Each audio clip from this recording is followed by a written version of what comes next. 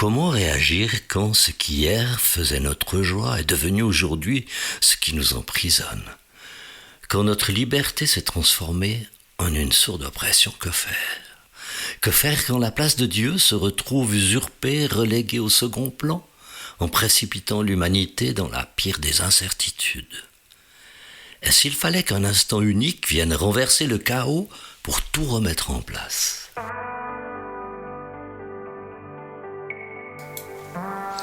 Bienvenue sur Allô la vie, le podcast qui te dit tout sur le Jésus de l'Évangile, cet Évangile qui bouleverse depuis 2000 ans des millions de vies, dont la mienne. Je m'appelle Mathieu M. Et avec mes invités, je désire te communiquer l'espérance qu'ont fait naître en nous l'exemple extraordinaire de Jésus et sa passion sans limite pour les êtres humains. À toi qui rêves d'un port sûr où amarrer le bateau de ton existence, à toi qui rêves d'une nouvelle manière de vivre, ce podcast est pour toi. Réjouis-toi donc à l'écoute de Allô la vie, tout sur Jésus.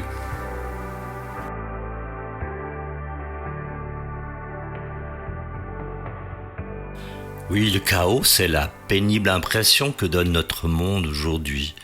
Faut vraiment bien chercher pour espérer découvrir ou se réfugier en toute sécurité. J'avais l'intention de vous parler dans la suite d'Allô la vie tout sur Jésus, à savoir d'une pause qui se placerait durant l'été, de tous les pays où ce podcast est écouté, de quelques changements dans le mode de diffusion. Et finalement, au vu de la situation actuelle, je m'en tiendrai à la ligne du début, c'est-à-dire suivre l'évangile de Luc, le parcourir, telle une précieuse enquête qui nous rend compte de ce que Jésus a accompli.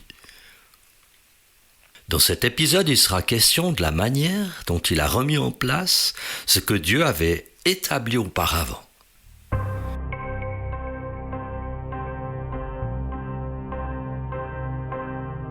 Mais tout d'abord, la séquence qui suit témoigne que Jésus attire à lui des gens de partout, aujourd'hui encore, en envoyant ses disciples annoncer la bonne nouvelle, dont notre monde chaotique a un urgent besoin.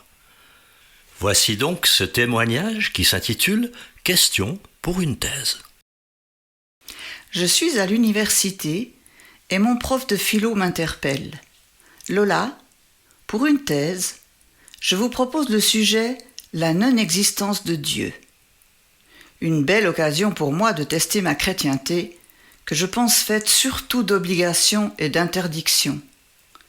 2 mois de travail soutenu et impossible d'avoir des preuves claires et incontestables que Dieu n'existait pas. Le prof fut irrité et me dit « Si vous ne pouvez pas prouver que Dieu n'existe pas, prouvez au moins qu'il existe !» Tout parlait en la faveur de Dieu et tout était dans ce livre étonnant qu'est la Bible.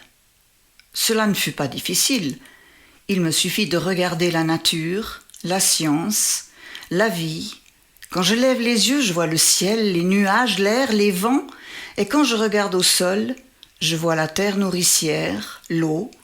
Quand j'écoute, j'entends les oiseaux qui chantent, de même que la pluie ou les vents. Aucun homme, même un super-héros, ne pourrait avoir créé tout cela. Dieu existe et il s'est révélé clairement à mon esprit. Je présentais mon travail devant la classe et je vis les élèves et mon professeur très touchés. Dieu m'aimait. Il me demandait de l'aimer et de le servir. C'est ce que j'ai fait et je ne l'ai jamais regretté. Aujourd'hui, je vous invite à chercher Dieu honnêtement, avec persévérance, jusqu'à ce que vous soyez convaincus. Dieu est fidèle et se révélera à vous. Il vous aime. Cherchez et vous trouverez. Frappez et l'on vous ouvrira. C'est ce pas magnifique que, selon une enquête, de nombreux jeunes en recherche spirituelle franchissent en Finlande. Et récemment, une nation tout entière, la Papouasie-Nouvelle-Guinée, a décidé de se déclarer nation chrétienne. 300 000 personnes ont décidé personnellement de s'engager à suivre Jésus. Je me réjouis aussi de tous les importants mouvements qui se lèvent spontanément pour Jésus, en Albanie, aux Philippines, également en Inde. Ces moments, inspirés par Dieu, vont laisser de profondes traces dans tous ces pays, comme l'a été la venue de Jésus il y a 2000 ans dans le temple de Jérusalem. Écoute comment Luc, notre reporter de l'Évangile, retrace ce moment en 4 courtes phrases. Jésus entre dans le temple et se met à en chasser les marchands. Il leur dit, il est écrit, mon temple sera une maison de prière, mais vous en avez fait une caverne de voleurs. Il enseigne tous les jours dans le temple, les chefs des prêtres, les spécialistes de la loi et les chefs du peuple cherchent à le faire mourir. Mais ils ne savent pas comment s'y prendre, car tout le peuple écoute, suspendu à ses lèvres. Quelle leçon tirer de ce grand ménage au temple? Mais qu'est-ce qui lui prend à Jésus? Tout au long de son ministère, on ne l'avait jamais vu ainsi. Étrange situation d'imaginer Jésus qui passe de table en table, qui les renverse une à une, qui suscite les protestations des marchands qui crient au scandale. Ce Jésus qui les met dehors. Il incarne la colère de Dieu à qui on a volé la place. Il est écrit « Mon temple sera une maison de prière, regardez ce que vous en avez fait ». Alors Jésus manie le fouet, l'invectif pour redonner à ce temple sa vraie vocation. Être une maison réservée à la prière et à l'adoration, être une maison digne de la présence de Dieu. Le gros problème dans ce temple, c'est que les croyants venaient pour y prier Dieu, pour l'adorer. Mais ils se retrouvaient face à des marchands qu'on avait autorisés à y faire là leur business. Et les jours suivants, Jésus s'installe au temple tôt le matin. Il voit arriver ses disciples et des petits groupes de gens qui se massent autour de lui. Il se réjouit de leur présence, car il connaît leur soif de paroles authentiques. Il annonce alors des choses simples, libératrices, comme « J'ai une bonne nouvelle pour vous tous. Recevez-la de la part de notre Père Céleste qui vous offre son amour, sa joie et sa paix. » On vous a dit beaucoup de choses, mais moi, je vous dis autre chose. Écoute bien. On avait dit à ce papa, ta fille est morte, ne dérange pas Jésus pour rien. Mais moi j'ai dit à ce papa, ne crains pas, crois seulement, et j'ai ressuscité sa fille. On avait dit à ce paralytique, tu ne marcheras jamais. Mais moi je lui ai dit, lève-toi et marche, et il l'a fait. On avait dit à cet aveugle, tes yeux sont morts, tu ne verras jamais rien. Mais moi je lui ai dit, recouvre la vue, et ses yeux se sont ouverts. On m'avait dit, il n'y a plus rien à manger, les corbeilles sont vides. Mais moi j'ai dit à ces 5000 personnes, prenez place. Et j'ai multiplié la nourriture pour eux. On vous a dit, vous finirez en enfer à cause du mal que vous faites. Mais moi, je te dis à toi qui m'écoutes, repens-toi du mal et tu seras sauvé.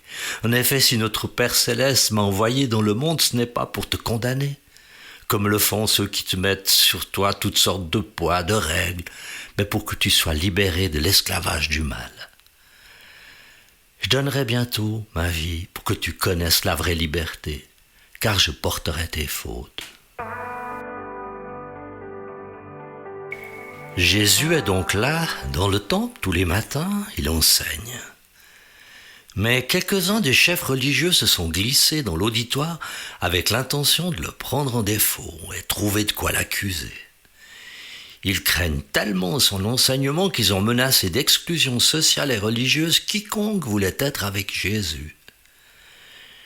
Ils se déchaînent à l'idée que le peuple qu'ils tiennent sur leur coupe échappe à leur autorité.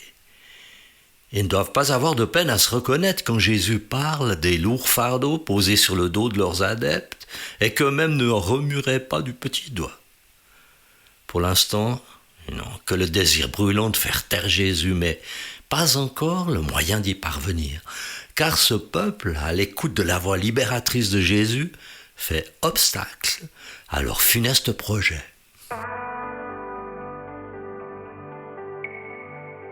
On a vu que chaque jour, Jésus enseignait des gens qui l'écoutaient suspendus à ses paroles de vie. Après avoir chassé les marchands du temple, Jésus se savait menacé de mort. Malgré cela, il venait enseigner ce peuple assoiffé des paroles fortes qui faisait naître en eux une espérance véritable en renversant la table des fausses croyances qu'on leur avait vendues. Mais est-ce bien différent aujourd'hui ? Et il faut savoir qu'ils sont déjà là, les faux Christ, les faux médiateurs qui veulent s'interposer entre toi et le Dieu vivant. Même s'ils prétendent pouvoir te sauver, en réalité ils ne peuvent rien pour toi.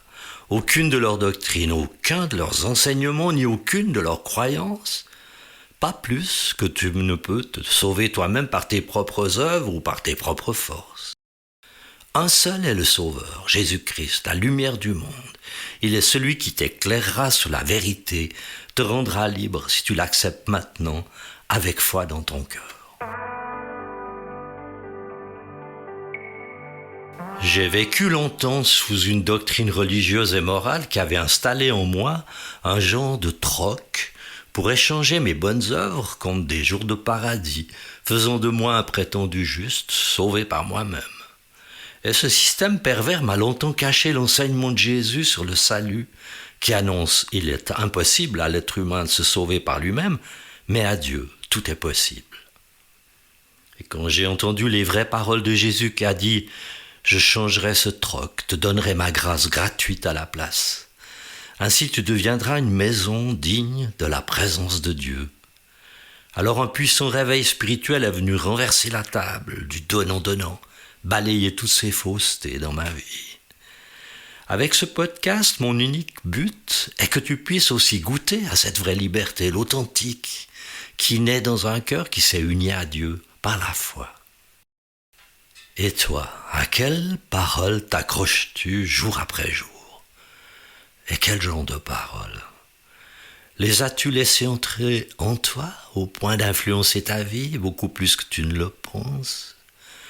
Au point de t'empêcher de mettre ta confiance en Dieu, au point de te garder prisonnier malgré toi?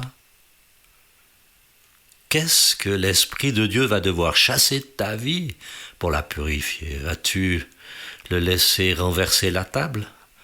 Cette table qui a pris la place de Dieu dans ton cœur? Vas-tu le laisser mettre dehors ces fausses croyances et te libérer une fois pour toutes? Veux-tu aussi devenir une maison digne de la présence de Dieu? Si c'est oui, c'est à toi d'en décider et d'en parler personnellement à Dieu, comme tu t'en sentiras inspiré, maintenant même, ou un peu plus tard.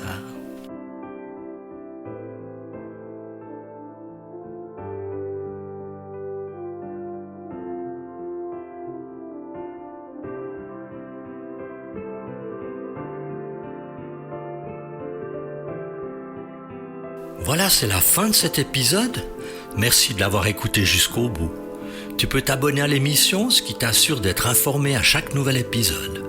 Si tu ne l'as pas encore fait, c'est très simple. Dans les références au bas de la description du présent épisode, le lien du site web de l'émission est indiqué. Clique sur ce lien, ensuite sur s'abonner, renseigne ton adresse email et confirme-la quand cela te sera demandé. C'est tout. Je précise encore que c'est entièrement gratuit. Alors à bientôt sur Allô la vie, tout sur Jésus.